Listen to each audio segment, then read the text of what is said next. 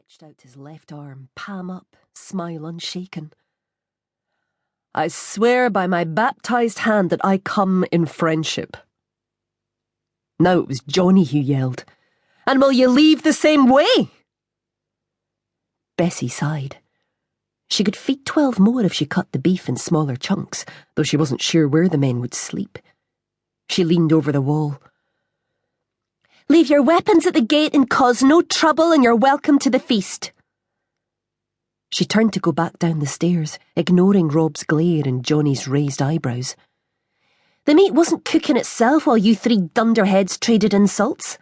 I'll not have Johnny's wedding spoiled by the likes of him."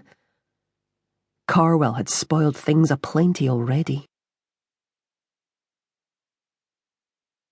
Carwell forced himself to smile while his men handed over pikes, swords and crossbows and entered the tower's courtyard. Disarming was no risk. If a Brunson wanted to kill you, he would be sure you had a sword in your hand when he did.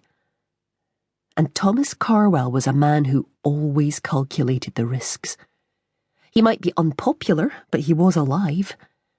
So he'd smile at these people and celebrate this wedding without pointing out that the marriage of John Brunson and Kate Gilnock had put him in a very, very difficult position. Bessie Brunson stood in the courtyard, the stern set of her chin less than welcoming.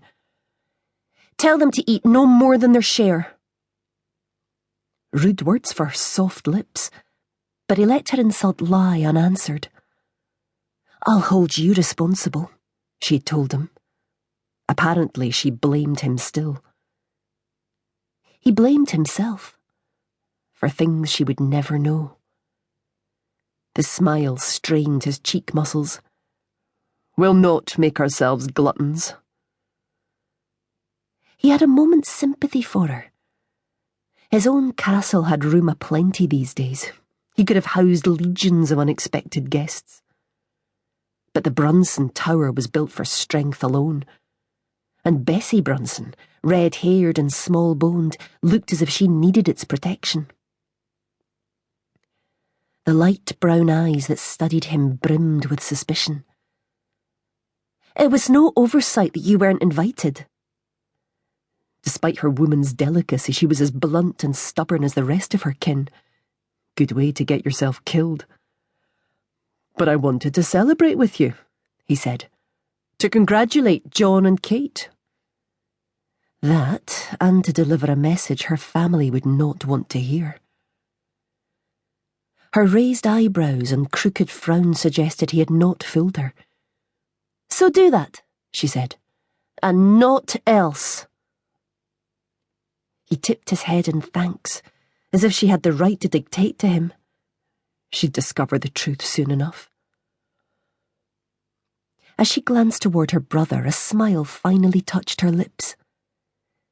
"They deserve a long and happy life together."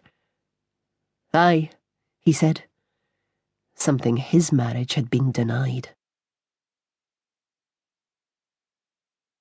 Despite, or because of, the extra guests, the celebration that began at midday went long into the night.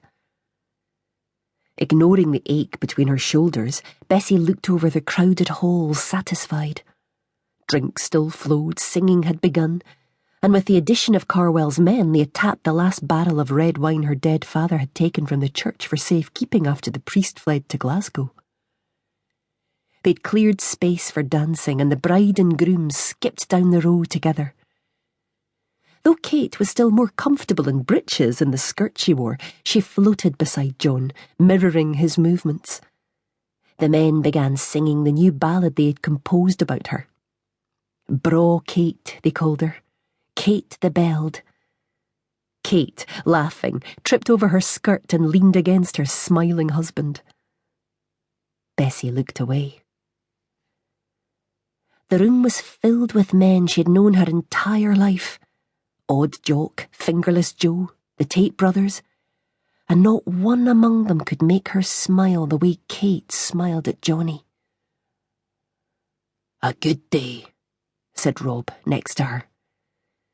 It was not simply for his dark hair and eyes that her oldest brother was called Black Rob, yet even he was smiling.